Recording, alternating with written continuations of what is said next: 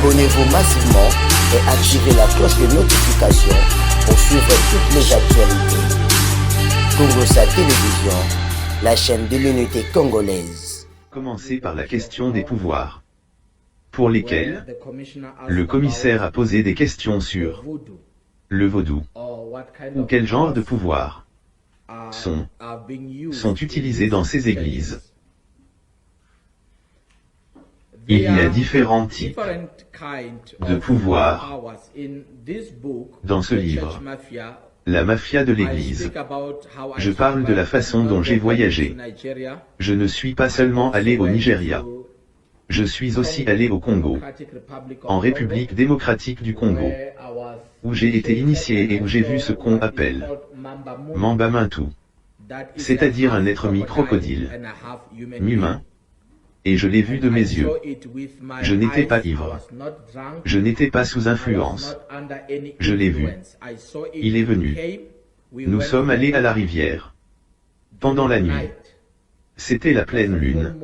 La lumière qui était là venait de la lune. Alors que nous allions dans cette rivière, une île appelée Congolo en RDC.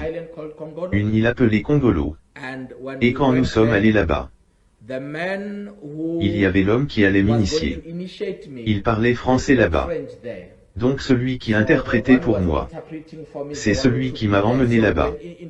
Nous sommes donc allés dans l'eau et ils ont fait quelques incantations. Et après avoir fait quelques incantations, cet être est venu. Quand vous êtes dans l'eau, vous êtes en mesure de voir pendant la nuit. C'est calme. Vous êtes capable de voir quelques mouvements de loin. L'eau était juste en train d'éclabousser. Il y avait un son. Et je me suis concentré. J'ai vu qu'il venait. Je ne savais pas ce que c'était. Mais ils m'ont dit qu'il appelait le Dieu, qui est à moitié humain et à moitié crocodile. Cette chose est arrivée avec une vitesse très puissante. Vous savez, si une personne nage en tant qu'être humain, vous êtes capable de savoir que c'est un être humain, par la vitesse. Mais celui-là, c'était une vitesse excessive. Il arrivait, et il est venu derrière moi, dans mon dos. Il m'a saisi ici. Je parle de quelque chose que j'ai vu. Maintenant, je pouvais sentir que c'était grand. Et le torse, et la main qui m'a touché ici, ce n'était pas celle d'un être humain. Il m'a baptisé en me mettant dans l'eau. Et après cela, il m'a donné quelque chose comme un œuf, parce que je ne pouvais pas le regarder, parce que j'avais peur. Il m'a donné quelque chose comme un œuf, puis j'ai dû avaler l'œuf avec la coquille. Puis de là, l'homme a fait la façon dont il respirait. Je pouvais dire que ce n'était pas un être humain. Alors qu'on m'en faisait la description, ils m'ont expliqué que c'est un être humain et mi-crocodile. Et la main que j'ai pu voir, c'était plus un lézard avec des ongles. Maintenant, après cet épisode, j'ai fait une rencontre où j'ai rêvé. C'était une vision cette fois, où j'ai rêvé que j'étais sous l'eau et qu'on me donnait des instructions. Donc il y a une manifestation physique qui est aussi connectée aux rêves. Ainsi, lorsqu'une personne fait des rêves, ils sont liés à la manifestation physique. Pour en revenir à la question du pouvoir, comme je l'ai dit, ces chefs d'église, commissaire Langa, ils acquièrent différents types de pouvoirs. Le pouvoir vaudou est l'un de ces pouvoirs. Et c'est la raison pour laquelle, de nos jours, dans la plupart de ces méga-églises, de leurs pupitres, vous trouverez ce qu'ils appellent de la décoration. Mais ce n'est pas de la décoration. Ils mettent des fruits. Vous savez, quand vous adorez le vaudou, vous pouvez faire vos propres recherches. Ils mettent des fruits pour leur dieu particulier. Là où se trouve le dieu, il doit y avoir ces fruits comme un signe de sacrifice. Donc, sur ce pupitre, ils sont très beaux, mais ils sont entourés de fruits. C'est donc un signe pour montrer et dire, sur ce pupitre se trouve un autel vaudou. Parce que les fruits dans l'église n'ont rien à voir avec l'église. Donc ces fruits-là, ils sont le signe que nous nous sommes sacrifiés. Nous vous donnons ces fruits. Et après le service, ils peuvent dire, tout le monde vient et prend les pommes et les gens vont aller prendre ces pommes. Ils commencent à manger. Mais, ils ne savent pas que ces fruits-là, ils ont été sacrifiés au Dieu, qui est le vaudou. Et, Ça ne s'arrête pas là. D'autres vont même jusqu'à utiliser ce qu'on appelle les esprits marins, qui s'appellent les esprits de l'eau. Les esprits de l'eau ont un passé que l'on peut retrouver aussi dans la Bible. Cela vient de loin. Maintenant, cet esprit de l'eau, numéro 1, l'église, où se trouve votre église, doit être à côté de l'eau. Il doit y avoir une rivière, à côté de l'eau, où vous êtes en mesure de prendre les gens pour ce que nous appelons le baptême, mais ce n'est pas le même baptême que celui que Jésus a connu. C'est un baptême occulte. C'est plus une initiation. Donc ils utilisent l'eau, ou la rivière, qui est à côté de l'eau. Ils peuvent même avoir une piscine dans l'église. S'ils ont une piscine dans l'église, tous les membres devront passer par cette eau. S'ils n'ont pas de piscine dans l'église, ils peuvent faire un service spécial, où le pasteur dira « Je viens vous laver les pieds ». Et là, le pasteur dit « Je viens, Dieu m'a dit que je pourrais vous laver les pieds ». Et chaque membre de l'église enlèvera ses chaussures, parce que c'est le royaume marin qui veut influencer l'église. Donc chaque membre de l'église doit passer dans cette eau particulière. Alors le pasteur viendra et vous lavera, il prendra son temps. C'est un homme occupé, mais il doit s'assurer de le faire par lui-même, avec ses propres mains. Vous vous baignez les pieds. C'est ce que nous appelons les pouvoirs marins. Dans d'autres cas, ils utilisent ce qu'ils appellent « fais ce que je dis ». Dans l'esprit, ils m'ont donné une petite corne, elle s'appelait Eshaï. C'est un nom nigérian, ça s'appelle Eshaï. Maintenant, avec cette corne qu'ils m'ont donnée, ils ont dit, avant que je puisse parler, je devais enrouler un outil particulier sur ma langue avant de monter au pupitre. Donc ils collectent beaucoup de pouvoir. D'autres enterrent même des vaches vivantes, des animaux vivants dans l'église, pour que leur église puisse rester aussi puissante qu'ils le souhaitent. Donc assister à de telles églises, cela fait des membres de l'église des victimes de ce genre de pouvoir. Vous allez dans un seul bâtiment, mais vous avez plus de 20 pouvoirs et vous n'en êtes pas conscient. Pourtant, vous êtes celui qui crie le nom de Jésus, alors que vous avez été possédé par de nombreux pouvoirs dans cette église particulière. Et avec ces pouvoirs, ils ne visent qu'un seul objectif, ramener du monde. Tout ce qu'ils veulent, c'est remplir leur église. Alors ils font tout ce qu'ils peuvent pour ces pouvoirs. Et tous ces pouvoirs, comme je l'ai dit plus tôt, ont leurs propres caractéristiques. Certains des pouvoirs, ils ont besoin de sacrifices de sang. C'est la raison pour laquelle d'autres membres vont mourir. Ils pourront être une foule dans cette salle. Ils pourront être une foule dans cette croisade. Mais la vie doit être détruite dans cet environnement particulier. D'autres qui sont proches du pasteur et qui ont, disons, un don particulier, pourront être musiciens, qui sera aimé par les gens de cette église, et qui sera proche du pasteur. Au fil du temps, le musicien pourra avoir un accident. Ainsi, certains membres ont connu une mort prématurée, parce qu'ils font partie du sacrifice que ces puissances recherchent. J'en viens à la question des Sud-Africains.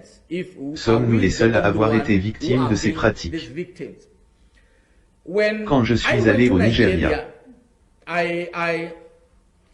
j'ai été choqué de voir comment le monde, spécialement le monde religieux, était dans cet état. Les gens pratiquent l'occultisme, ouvertement. Monsieur le Président, au Nigeria, ce n'est pas quelque chose que les gens peuvent cacher. Et c'était la première fois que je voyais beaucoup d'églises, des méga-églises, où il y avait beaucoup de fidèles, mais ils ne croient pas au Christ. Rappelez-vous, je suis d'Afrique du Sud, je viens de l'université biblique. Même si je cherchais le pouvoir, mon entourage disait, s'il y a de la sorcellerie, tout le monde doit le cacher. On ne parle pas de sorcellerie. Mais dans ce pays, les gens sont fiers de dire, je suis le meilleur sorcier à ce jour et je peux faire et défaire. C'est ce qu'ils aiment dire. Je peux faire et défaire, je peux ouvrir et fermer. Donc en Afrique du Sud, je pense que le manque de conscience, À cause de ces gens, ils se cachent à travers l'évangile. Ils apportent l'évangile comme un point d'attraction, alors qu'ils savent qu'ils pratiquent ces usages particuliers. Donc en Afrique du Sud, le manque de connaissances. La plupart des Sud-Africains étaient comme moi avant d'aller au Nigeria. Ils ne croyaient pas que l'on pouvait utiliser la sorcellerie dans l'église. Mon expérience m'a appris qu'il est possible d'avoir un prêtre occulte qui est sorcier et qui prêche le dimanche en même temps, à cause de ce qu'ils disent. Ce n'est pas ce qu'ils font. Ce sont des prêtres occultes en privé. Et le dimanche, ils se présentent comme des hommes de Dieu. Donc les Sud-Africains, nous sommes en danger à cause de ces gens, pas seulement à cause des étrangers de nos jours. Ce ne sont pas que les étrangers, mais même nos propres frères ici en Afrique du Sud. Ils prennent ce chemin. Ils se déplacent ici, sortent, et vont acquérir le pouvoir. Et une fois qu'ils vous ont donné le pouvoir, c'est généralement un serpent. C'est un serpent qui grandit. Et quand il grandit, vous devez avoir des sons spirituels qui seront capables d'impacter le même pouvoir qu'ils vous ont donné sur les autres. Donc, beaucoup de pasteurs vont là-bas. Ils collectent ces serpents au Nigeria. Ils les amènent ici en Afrique du Sud. Cela les rend célèbres et prospères. Et oui, c'est un jeune pasteur de l'université biblique, comme je l'étais à cette époque. Je regarde ce pasteur, je l'ai rejoint. Il m'a donné une partie du serpent, et il est aussi devenu un père spirituel. Une fois cela fait, il faut cibler quelqu'un d'autre. Et l'autre partie regrettable, Monsieur le Président et la Commission, c'est que, une fois que vous aurez collecté ces pouvoirs dans ce pays, vous devrez faire le serment que par votre intermédiaire, d'autres membres du culte secret viendront en Afrique du Sud. Une fois que vous avez réussi à utiliser ces pouvoirs, vous retournez chercher d'autres membres qui se sont engagés dans ce village. Vous les amenez en Afrique du Sud. Vous ouvrez une structure, vous leur donnez de l'argent, vous faites tout. Ils ont besoin d'une structure. Et que se passe-t-il? Les Sud-Africains affluent et en appellent d'autres. Ils viennent. Ainsi, cela devient une chaîne. Et tous ces étrangers, la plupart de ces étrangers, travaillent avec nos pasteurs locaux. Ils travaillent avec des personnes qui occupent une position élevée dans la fraternité pastorale. La plupart de ces gens mangent dans ces hautes positions. Ils travaillent avec eux. Mais on dirait qu'ils se battent. Quand vous les regardez, c'est comme, je sais, ils se battent mais ils savent qu'ils travaillent ensemble.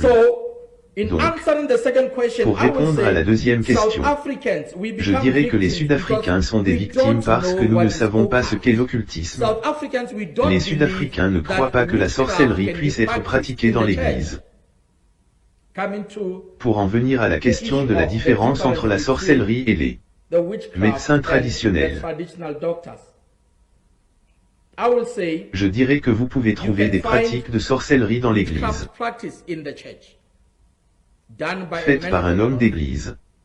Vous pouvez trouver de la sorcellerie chez un médecin traditionnel, faite par un médecin traditionnel. Donc, selon ma propre compréhension, la sorcellerie c'est quand vous utilisez des pouvoirs pour le mal, ou à des fins maléfiques. C'est de la sorcellerie. Les médecins traditionnels sont des personnes qui utilisent des méthodes traditionnelles, des méthodes anciennes, des pratiques ancestrales pour faire leurs soins. Mais même dans ce groupe particulier, vous pouvez trouver ceux qui ne dorment pas la nuit, et ils font leurs propres choses. Et quand vous venez dans la maison du Seigneur, c'est une pratique de sorcellerie modifiée, où l'on vous donne une bouteille d'huile, et ils vous diront, cette huile doit, comme je le dis, vous devez la verser dans la nourriture de votre mari, juste parce qu'elle a une étiquette de votre église et vient de Jérusalem. Alors nous disons, ce n'est pas de la sorcellerie, mais c'est la même pratique. Certaines femmes, elles, on leur a dit que pendant la nuit, vers minuit, d'ouvrir cette huile, de parler et d'appeler leur mari, où qu'il soit. Donc ce sont des pratiques de sorcellerie dans l'Église. Merci monsieur.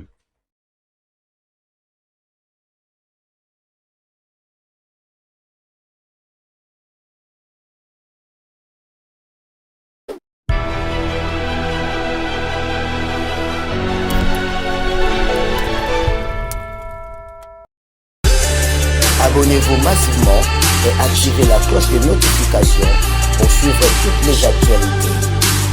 Congosa Télévision, la chaîne de l'unité congolaise.